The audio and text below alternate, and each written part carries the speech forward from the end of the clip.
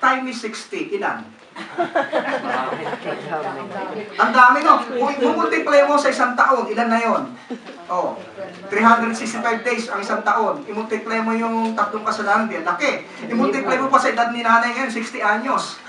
Di ang laki. Kung sakali, nahuli ka sa kasalanan ng ginawa mo, iniharap ka sa husgado. At sasabihin ng husgado sa atin, meron bang katibayan ng lahat ng kanyang kasalanan? Sasabihin ng taga-usig, mayroon ho, di kagalang-galang na hukom. Maring mabswerto ka doon sa isa, pero doon sa iba, pitiyakin ko, baka hindi ka mabswerto.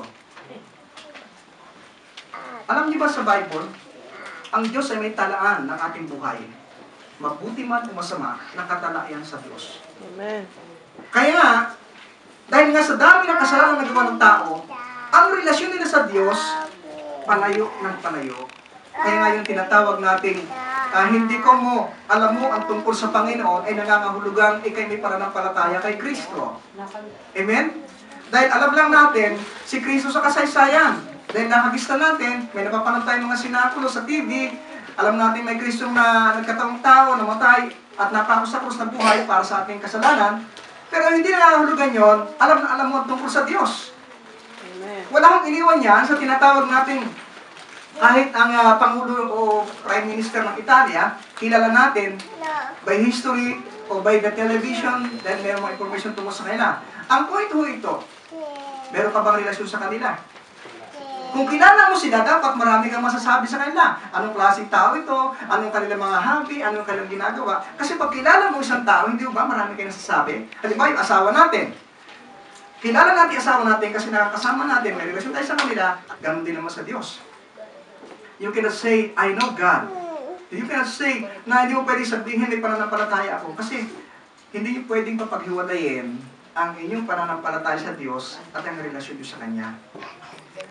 Ang isang magandang bagay dito, kapag ikay nagkaroon ng relasyon sa Diyos, kaya hindi nagbabago ang buhay ng maraming tao. It is because they don't have relationship with their God. Merong magbabago sa buhay niyo. Bakit? Kasi kung wala kang relasyon sa Diyos, wala kang takot gumawa ng kasalanan, kagaya ng mga makasalanan. Katwiran nila, di ko naman pinagkailangan iba, basta yung gusto mong gawin, gagawin ko. Pero kahit alam mo na yung mali, ginagawa mo pa rin. Katulad nga po yung tinatawag natin, pagbibenta ng mga pinagbabawal na gamot, di ba? Ilang buhay ang sinisira niyan. Baka mamaya anak natin mabiktima niyan. Kaya kung di tayo tatayo at manindigan, para sa bagay na yon, ilang buhay pa ang mapipinsala. Maaari nyo enjoy yung pinagbibilhan yan. Maaari kayo nagtatamasa dyan, pero titiyakin ko sa inyo, pagdating ng araw, pananagutan mo yan sa Diyos. Mas matindi kapag ang Diyos ang humatol. Kaya nga bago dumating ang araw na yon, binibigyan ang lahat ng tao ng Diyos ng pagkakataon na magbalik loob sa Kanya. Kaya nakita ninyo, ang Diyos hindi ka ginawa na walang isip. Nung ginawa si Adan at si Eva, makita natin si Adan, malaking tao na. Pero sa kabila na siya malaking tao, hindi nangangahulugan, alam ni Adan ang lahat. Kaya nga nung unang panahon, hindi pa nagkakasala si Eva at si Adan, ang Diyos ay bumababa mula sa langit at naglalakad sa lupa at nakikipag-fellowship sa kanila sa katahidanan, sa marahil sa mga panahon yon, tinuturuan niya at binibigyan ng instruction si Eva at Adan kung paano mabuhay ng nararapat sa Diyos. Amen? Kaya kaso nandun ang Diablo. Anyong ahas, at pagkatapos ay wala kumain ng prutas na pagkakilanlan ng mabuti at masama. Nung kinain nila yun, ano nangyari? Ang bili ng Diyos sa kanila, lahat ng prutas pwede nyo kainin, except sa prutas ng pagkakilanlan ng mabuti at masama. Sa kasaysayan, ang ating pagkaintindi ay mansanas, pero hindi mansanas yun. Ang Biblia, kahit ang mga version ng Bible, ang gamitin natin, maliwanag na binabanggit doon na yun ay prutas ng pagkakilanlan ng mabuti at masama. So, naganyak itong dalawa, kumain, at ang resulta, namatay sila. Dalawang klaseng kamatayan. They die physically and they die spiritually. Spiritually, ay naputol yung kanilang relasyon sa Diyos. Itinaboy sila mula sa Garden of Eden. Sinumpa ng Diyos ang lupa. Sinumpa ng Diyos pati yung lalaki at babae. Sabi niya doon sa lalaki, dahil nakinig ka sa asawang hirang upang mabuhay, gagamitin mo ang iyong lakas, ang iyong katawan, at sa puno ng iyong pawis, doon mo kuhanin ang iyong pagkain para kayo mabuhay. Sabi sa babae, sa iyong pagdadalang tao, ay mahirapang manganak, isang paa na sa hukay, isa ay nandun sa wala, at tapos ikaw ay magpapasubmit o magpapasakop sa iyong asawang hirang. Mamamanginoon, sa ibang translation, ang ginamit doon. pagkatapos sinumparin ng Diyos yung lupa. Ang lupa, kahit na yung taniman, hindi madaling tumubo ang anumang binhing itatanim. At pag tumubo man, marami pa rin kalabang mga insekto. Pero nung araw, nung hindi pa sila nagkakasala, siguro yung buto pag nalaglag, tumutubong kusa, namumunga ng sagana. Walang problema sa fertilizer. Pero nung nagkasala ang tao, pati lupa naapektuhan. Yun ay isang bagay na hindi natin alam. Pero makita ho natin, bakit nangyari ang lahat ng ito? It is because of our sin, because of our disobedience to our God. Tinataking for granted natin yung mga ginagawa natin. Akala natin kasi, habang buhay-buhay tayo, remember, your life is not yours. Hindi mo rin hawak ang buhay mo. Baka mamaya paglabas mo dyan, na-aksidente kang bigla, namatay ka, at hindi ka nakaredy. Eh paano? Kung sakali namatay ka ngayon, huwag naman sana. Sa palagay mo, tiyak bang langit ang punta natin? Amen. Yan, doon sa mga nakatitiyak, ang sagot sila, amen. Ay, what about po sa iba? Handa ka na bang mamatay? Ayan, wala nang sumagot. So, ibig sabihin, tayo mo, tanggapin natin, hindi ho tayo handa sa bagay na yon. Kung kaya nga, yung paghahanda sa buhay ni Walangan ay napaka-importante. Walang iniwan niya no sa istorya ng isang mayamang na nagpagawa ng malaking kamalig, pinaghandaan yung kanyang buhay. Katwiran niya kasi, pag marami siyang naipon, marami na siyang kayamanan, pwede na siya mag-happy-go-lucky, mamuhay na lang ng mariwasa. No, ito yun.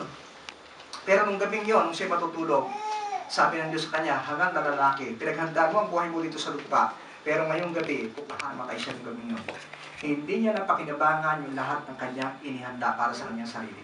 Kaya sabi ng Biblia, ang mapapala ng tao, makamtan man niya ang yaman ng sanlibutan, pero mapapahamak naman ang kanyang kaluluwa. Ang kaluluwa natin ay napakahalaga. Iyan ang dahilan kung bakit ang Panginoong Kristo mula sa krus ay bumaba para tubusin ang ating kaluluwa sa kasalanan. Amen?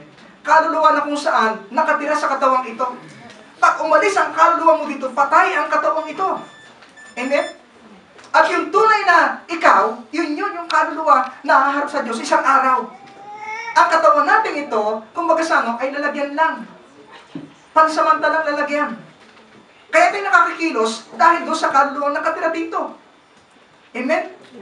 Pag nawala iyan, wala na. Hindi nakikilos yan. Kaya yung mga patay, pagka namatay, hindi ba gumagalaw, kahit tadyakan mo yan, hindi yan kikibo. Kasi patay na walang buhay Dahil inalis na ng Diyos yung buhay sa katawan. Kaya nga, kung makikita natin ang Diyos, binigyan tayo ng buhay, hawak niya ang buhay na yan, at dapat ang buhay na binigay sa atin ng Diyos, gamitin mo ng merong kapakinabangan at kadugod-lugod sa Panginoon. Sabi nga, huwag tayong lumakad na gaya ng mga hangal. Paano lumakad yung mga hangal? Yung mga hangal, hindi mo nag-iisip yun. Kung ano maisip ang gawin, gagawin nila. Kaya makapag-wisyo ng kapwa, walang kwenta sa kanila yun. They can do it what they want. Amen? So, sabi mo, so be careful how you live. Don't live like fools, but like those who are wise. Ang mga matatalino kung sila namumuhay, bago magsalita yan, tinitiyak nila yung lahat ng kanilang sasabihin, ito ba ay makapagpapala o hindi. Kasi kapag ikaw ay nasa Panginoon na, pati salita mo, pananalita mo babago. Amen? Hindi ka basta magsasalita ng isang bagay na alam mo makakasakit ng kapwa mo. Pero ang isang tao hanggat wala pa sa Panginoon, kung magsalita ka, wala sa Kanya. Kaya ano nangyayari? Nagkakaroon ng lamat yung isang relasyon, matanda na hindi pa nagbabate dahil sa kailang alitan. Amen? Yan ang totoo at yan ang realidad ng buhay. Gusto manatili ang sinumang tao sa kalalagayang yan. In spite of your wrongdoings na ginawa, you are accepted by God.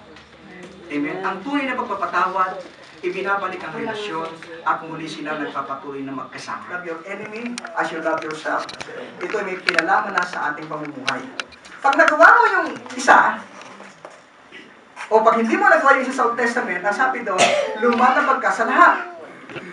Kaya nga, nung dumating ang Panginoon, sabi niya, magawa niyo ito, mahalin niyo ang Diyos, mahalin niyo yung kaaway, lahat ng Ten Commandments sa binigyan ng Diyos, nagawa niyo na yun. Amen? Hindi yung pwede gawin ng sinumang taong wala pa kay Kristo.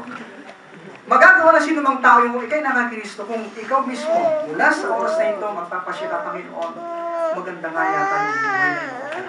I go for it. Amen? I will agree with you. And I will make a decision and I have to change my walk. Upang sa ganon, maranasan ko yung pagpapala yun. Kasi, hindi mo pwedeng mahalin ng Diyos kung hindi mo kayang mahalin yung kapwa mo nakikita mo. Yun ang alam mo na pupunta tayo ng church.